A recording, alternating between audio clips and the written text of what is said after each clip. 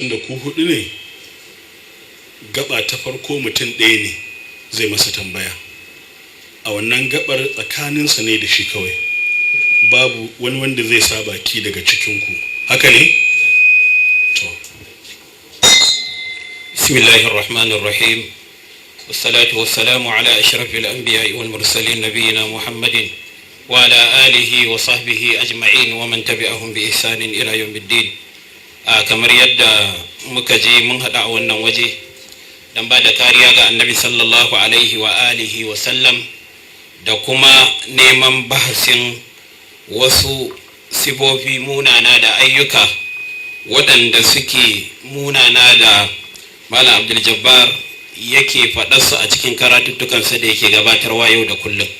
Abubuwa ne masu ɗimbin yawa kuma abubuwa ne masu munin gaske, matukar gaske. To tambaya ta kai tsaye shine a cikin karatun ka Malam Abdul Jabbar ka sifata Annabi sallallahu alaihi wasallama ko aurensa da Nana Safiya cewa fyaɗe ne yayi mata, har ka faɗi lambar hadisi a cikin sahihi Muslim 1365 da 1428. ka ce a wannan gurin fyaɗe ne mata. ka ce manzon Allah ya shiga Khaibar tsirara. Abu na uku, ka ce manzon Allah ya kashe mace dan ya kwanta da mijinta. Abu na biyu ko abu na hudu, ka ce manzon Allah ya sa an kwato masa mace, wanda zan nemi mai danna sauti da danna mu sauti na daya. Yanzu wannan addini ya yi zaɓe, ya yi kwaci, ya kashe mace dan ya kwanta da mijinta. Mun shiga da shi tsararar duniya tana kukan cinya. Ya yi kaza ya bai wannan abun ko addini ba ka yi ke. Ina son ɗan ciki. To wannan abu na farko kenan. Ya yi ke. Ya da ita hasana. Suka tabbata. Wannan audio na farko kenan waɗanda ya faɗi wannan abubuwa kowa ya je da kunnen shi. Zan nemi mai danna min na biyu. Yanzu wannan addini ya yi zaɓe, ya yi kwaci, ya kashe mace dan ya Ba shi bane wannan. mun shiga da shi tsararar duniya tana kuka cinya. Ya yi kaza ya bai wannan abun ko addini ba ka yi ke. Ina son ɗan ciki, ɗan ciki a kusa da ciki. Kin ga mata ya yi ke. Bayan da ba ma sai a kashe tsari, kai mafi inganci na biyu ma shi ya roto 365 da 428 kitabun da kan babu fadila da itaki a mata wani cikin bai tazawarwa ta kuma tazawarwa ba ya a cikin wannan bayan musulmi ya roto annar kisa wanda ne da safiya ta annar kisa da duk daraja ce guda ta ne a nan yau na safiya daraja ta ɗaya da ɗaya saboda asara an na hadihi jariyar jamila ita maka ta asirar bisa da safi da iya inda shi musulun wannan lambobin kudu ba za har da cewa jariyar jamila kuyan ga kyakkyawa haka ya fara da isa da shi wannan kyakkyawar kuyan ga a rabon wani tabbatin haka musulun ke asa wata a cikin sa da duniya ta fito a rabon wani ba a rabansa ba amma da da jira ba da ce a kwatu masu ya fara abdala ya bisa fata hausa ya ba shi kuyanki bakwai a madadin ya kwace ce ba shi bakwai sun ajibar a da wajibin da ka abu ya ce ya kuma mace auren dole ta kinci ta aure shi goyon tana son ta yanki tana son ɗan ciki ɗan ciki a kusa da ciki tun da gama ta ya ɗinke da ita hasana suka tabbata bayan da ba ba sa yi da To wannan abin da muka ji ga tambayoyi na kamar haka. Ina son Malam Abdul Jabbar ya kama wannan fyaɗe ɗin a cikin sahihi Muslim a cikin hadisan da ya ambata. Sannan abu na biyu a cikin wannan hadisan da ya ambata ya tabbatar mai inda aka ce manzon Allah ya sa an kwato masa mace. Sannan abu na uku ya tabbatar min cewa ina ne aka ce manzon Allah ya shiga Khaibar tsirara. Sannan abu na hudu ya tabbatar min cewa ina ne aka ce manzon Allah ya kashe mace don ya kwanta da mijinta a cikin wannan wurare da ya ambata. Su ne tambayoyina. Yanzu za mu buƙaci Malam Abdul Jabbar ya gabatar da amsoshi ga waɗannan tambayoyi da aka gabatar gare shi. To, abinda na nema minti ɗaya shine ƙaran nan kamar da kwamishina ya faɗa, an ayyana laifukan da na yi wanda a kansu gwamna ya gini su ya kai kotu su aka ɓata sunana da su a gari. Ina ganin ba adalci ba mu shiga wani abu ba a fara tambaya ta kan wannan laifukan da aka kai wa gwamna, aka ce na yi, aka ce zagin annabi ne, kuma yanzu a zo da wasu daban waɗancan sun yi nisa, wannan yanzu na jita. Duk da ina da amsa ta, amma a yi adalci. Waɗanda su aka kai kotu, in an je kotu yanzu su za a tarar, da su aka rufe masallaci na, su aka kai wa gwamna ya saurara, su ne yanzu anan duk gari su aka ci. Ya kamata a fara da su sannan a zo kan wasu, banda matsala, amma a faro da wanda aka ɓatan suna kai sannan a zo kan wasu.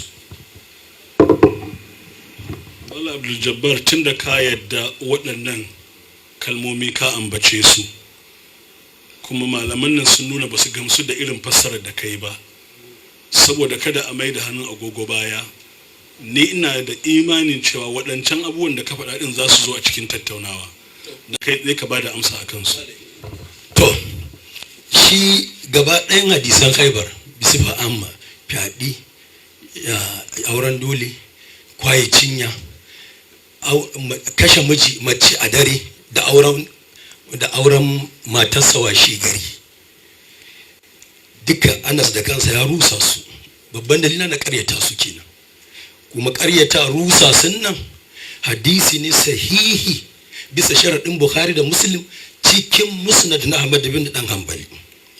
In aka duba 12,409 za a ga Anas yana faɗa a wata riwayar hadisi sai bisa sharaɗin Bukhari da Muslim, ishi mijin nan nata da ya ce an kashi da daddare annabi ya auri matarsa da safi, bayan kuma an zo gun aurenta da annabi inda yake faɗa wannan duk abubuwa da ya tufka da warware a kai.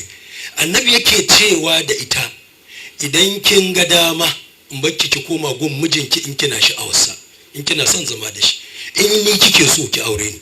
Wannan ya rushe duk hadisan gaba daya, yana musnad 12,409.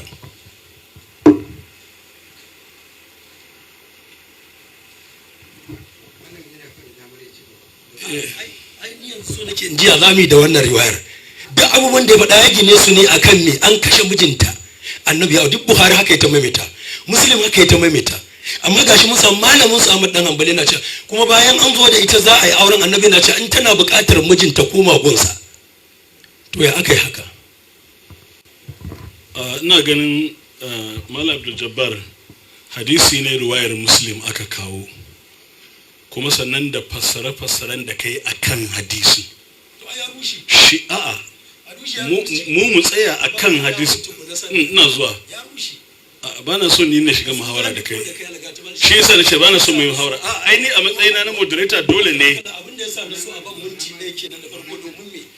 Adalci aka ce za a yi. To shikenan ya sar yadda mintunansa, sauran mintunansa kenan. Shi moderator da aka kawo shi a ciki an ba shi wuka da nama kamar alkali ne. Idan aka naɗa alkali aka rantsar da shi, in yana kan kujerar ta alkali duk abin da aka ya dama haka za a sha. To muna zuwa alagati malam ka tsaya mu gaya maka, wato adalci muke nema. An yi maka tambaya kana da minti 10, duk abin da kake son ka faɗa minti 10 nan ba za a tsaye da kai ba sai ta kai. Tambayoyin da aka yi maka su ya kamata ka tafi kansu.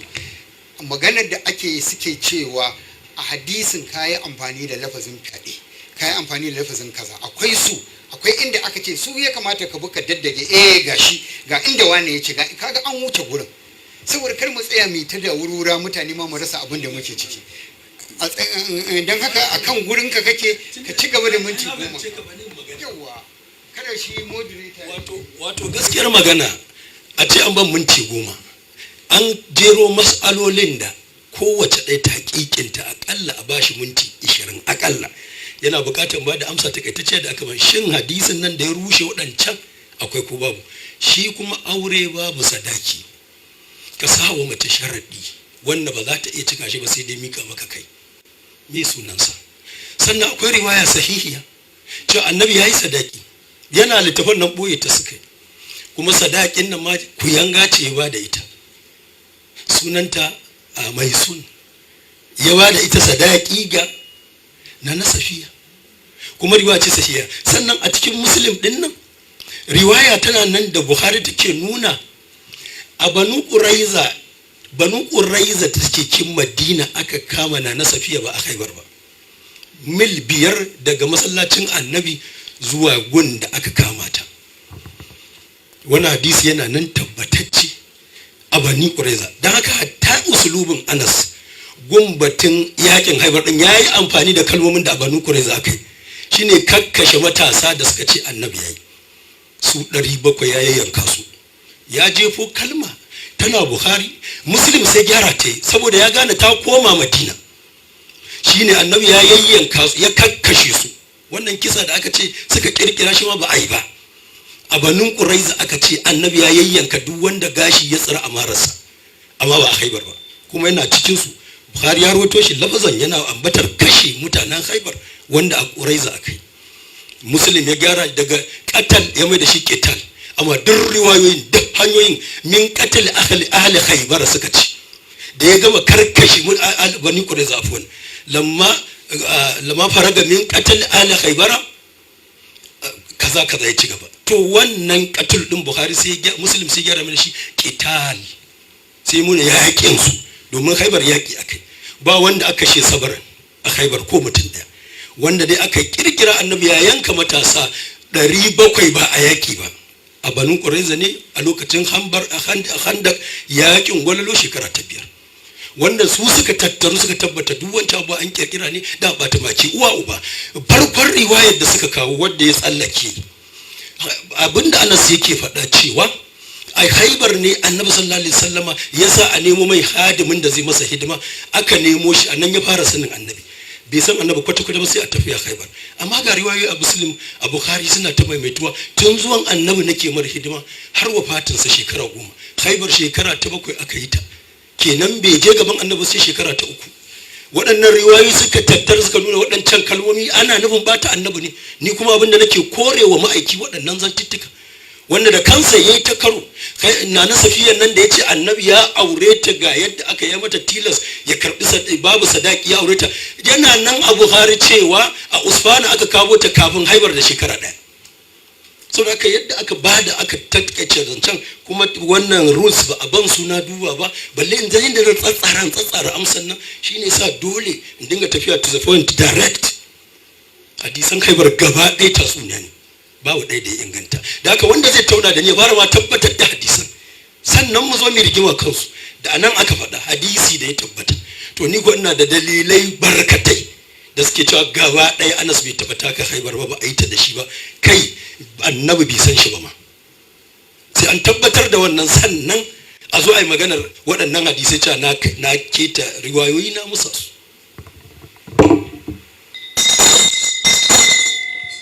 To za mu koma kan shi wanda ya gabatar da tambaya ga Malam Abdul Jabbar, Dr. Rabi Umar Sani Rijal Lemu ya yi tsokaci na minti 10 akan amsoshin da Malam Abdul Jabbar ya gabatar.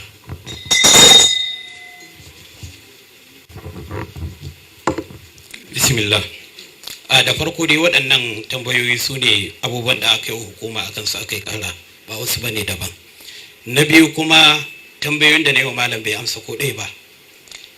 A nan mun ji sautin shi yana cabal rawa sahibul asai sani anna zawaja safiya kana saban bi darajatul ula.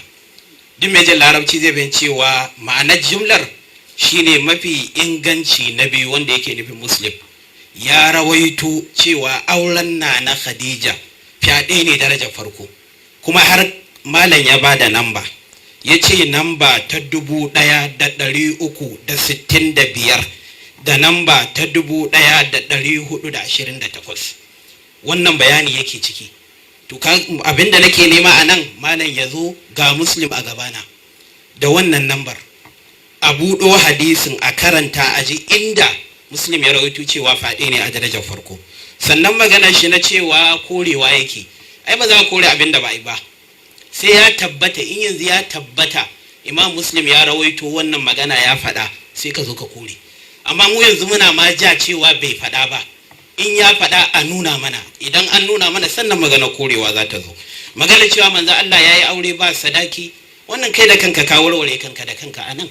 Ka kuma ce ya bata sadaki, ka kuma ka zo ka ce mun ce yayi aure babu sadaki, wanda manzon Allah bai wannan aure ba sai da sadaki da ruwayoyi.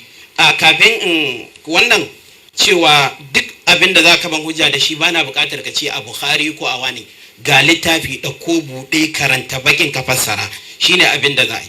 Yanzu dangane da abin da ya shafi maganar sadaki, cewa manzon Allah ya aure Nana Safiya da sadaki, ba wai bai aure ta babu sadaki ba, shine mu duba waɗannan littattafan.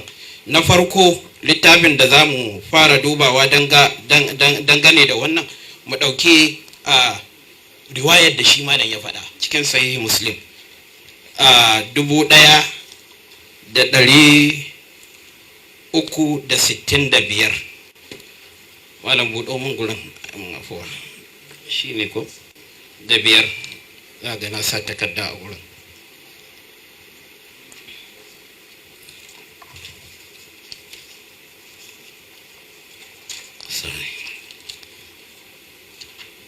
Na sa takarda a wurin gata nan, gashi nan, ba shi wadda ya sai Muslim. Hannun nawa ne, sifika ba za ta bari bayan ɗaga bari a ɗauki gurin, amma ga rakamin hadisin ga abin da ya bayar a cikin riwayar hadisin, ga abin da ya zo a ƙarshen hadisin yake cewa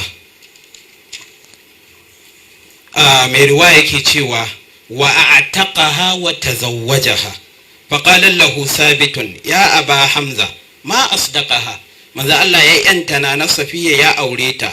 Sai sabit mai riwayar hadisi ya tambayi Anas dan Malik Allah ya kara masa yarda, yace me ba ta sadaki?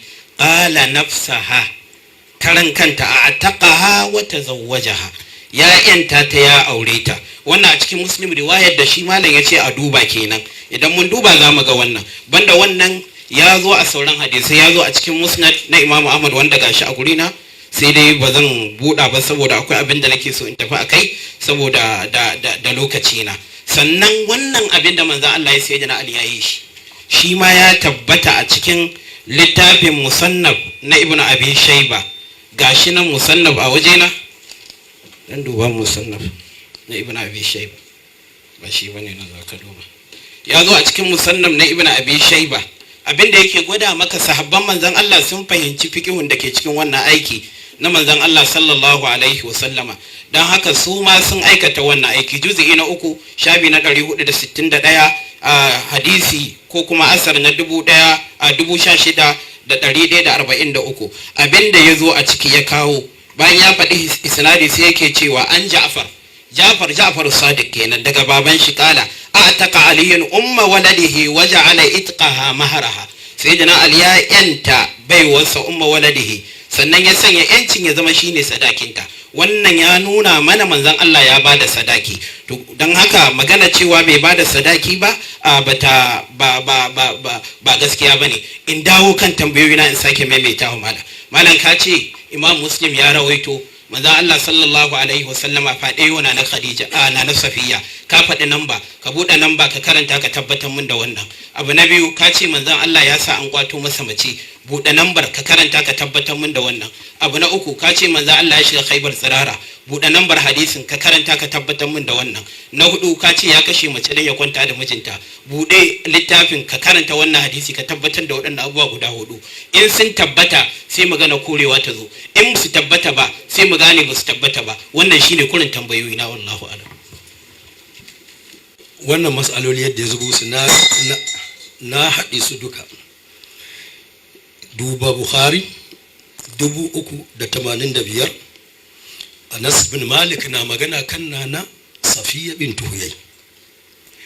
حدثني يحيى ابن أبي إسحاق عن أنس بن مالك رضي الله عنه قال كنا مع النبي صلى الله عليه وسلم مقفله من أسفان ورسول الله صلى الله عليه وسلم على راحلته وقد أردف صفية بنت حيي فأسرت ناقته فسرئا جميعا. waccan duk hikayar da ya kafa ta Muslim tana magana a Khaibar, annabi ya ganta, anan aka kama ta, anan aka yi wannan waƙi'o'i. Anas da kansa gashi nan a Muslim a Bukhari yana faɗa kafin Khaibar da shekara ɗaya ma tana gidan annabi. saboda haka yanzu akwai buƙatar tabbatar da hadisin kafin mu zo wannan tafasilu. Hadisi ne na ƙarya rusasshe, sai an fara haɗawa sannan mu shiga ciki.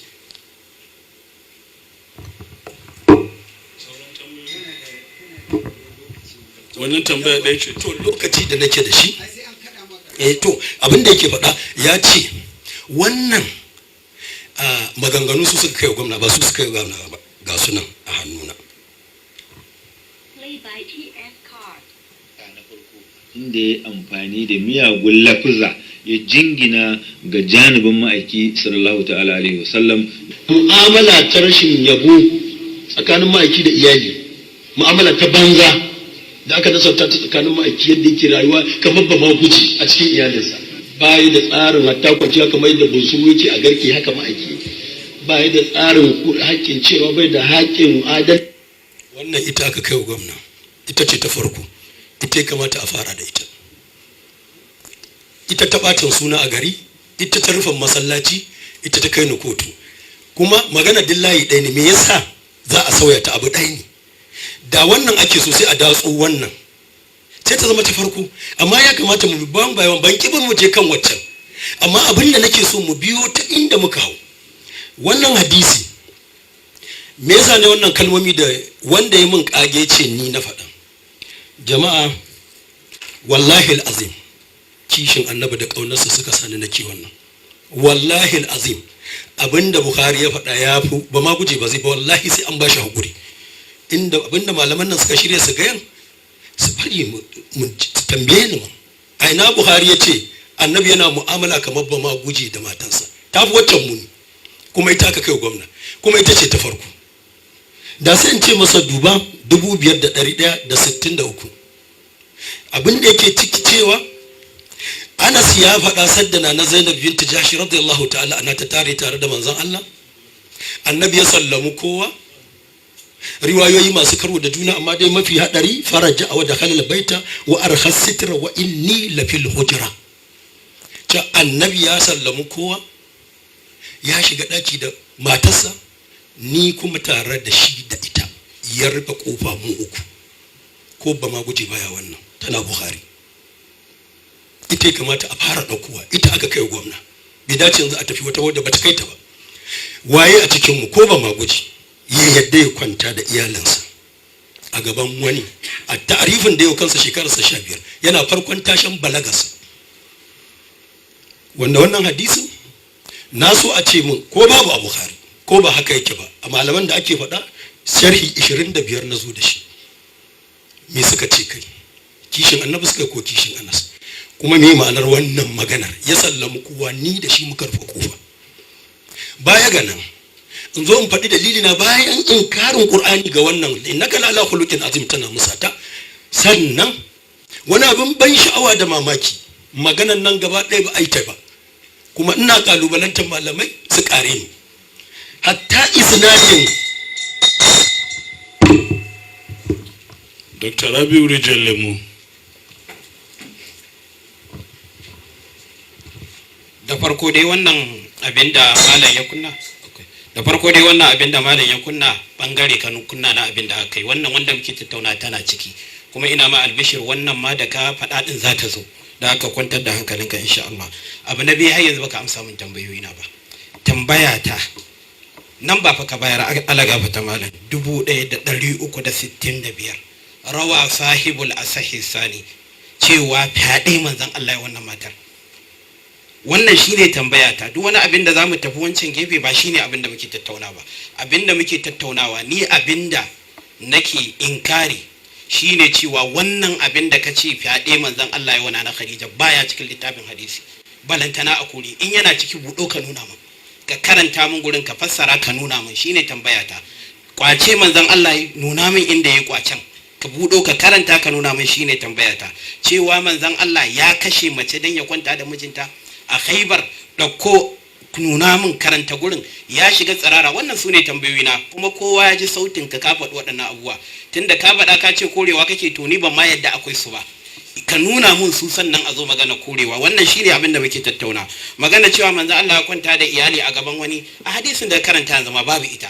ba shi ne topic ɗin ba, amma amsa na baka. Shi ma a yanzu da karanta ma babu wannan lafazin. Kuna an ce manzon Allah ya saki labule wa ana fil hujra ko wani abu makamancin, amma ba inda aka ce ya kwanta gaban iyali. Amma mu dawo topic ɗin mu. Akramaka Allah, tambayoyi na guda 4 ne. Fyaɗe manzon Allah yau na Khadija, Muslim ya rawaito. Na Safiya, Muslim ya rawaito. Ga nan ba ka ba mu buɗe nan ba ka karanta. Na biyu manzon Allah ya san kwato masa mace, buɗe nan ba ka karanta. Manzon Allah ya shiga Khaibar tsirara, buɗe ya karanta. Ya kashe mace don ya kwanta da mijinta. Waɗannan su ne tambayoyi na, su nake tambayar ka akai a matsayina na abokin tattaunawa ka. Injiniya, a sauran mintuna na a sake kunna shi kilim na biyu inda ya ce barrawa sahibul asahi sani, don kowa ya ji abin da ya faɗa kuma tambaya ta akai, don mu tabbatar Muslim ɗin ya rawaito ko bai rawaito ba. Dan sai ya rawaito asahi sani ga mafi inganci na biyu ma shi ya rawaito 365 da 2,128 kitabun nikahi babu fadila ya itaki a mata mutum mai tazawwaju ba ya a cikin wannan bayan Muslim ya rubuto annabti zawon da ne safiya kanabti zawon in daraja ce guda fyaɗe ne annabi ya wani bisa daraja ta ɗaya saboda injiniya ya isa ka iya nan iya wannan su ne tambayoyina, kuma alhamdulillah a duk kai wadda aka yi a yanzu ana mintin karshe ne nawa, a kai wadda aka yi malam bai an san tambaya ko ɗaya ba a cikin abin da na tambaye shi. Wallahu alam.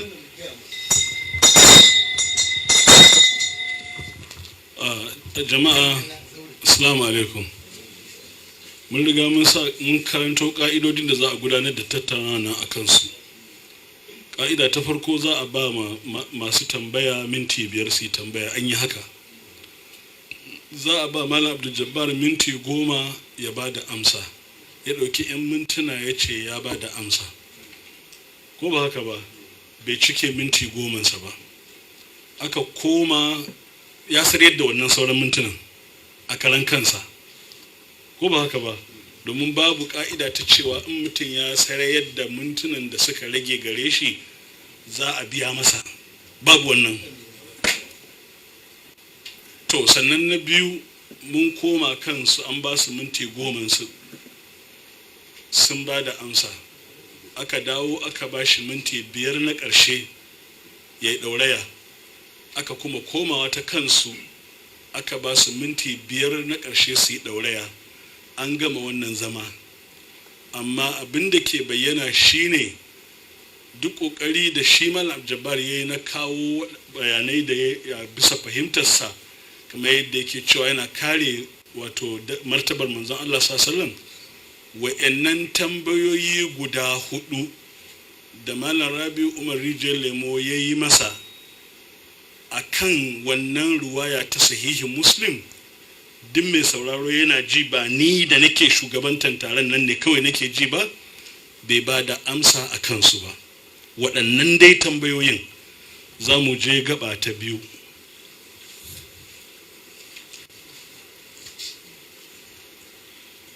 Gaba ta biyu, tambaya ta biyu, waye zai yi? To, ka bayyana sunanka da kuma tambayar da za ka gabatar. Assalamu alaikum wa rahmatullahi ta'ala wa barakatuh. Sunana Kabir Bashir Abdul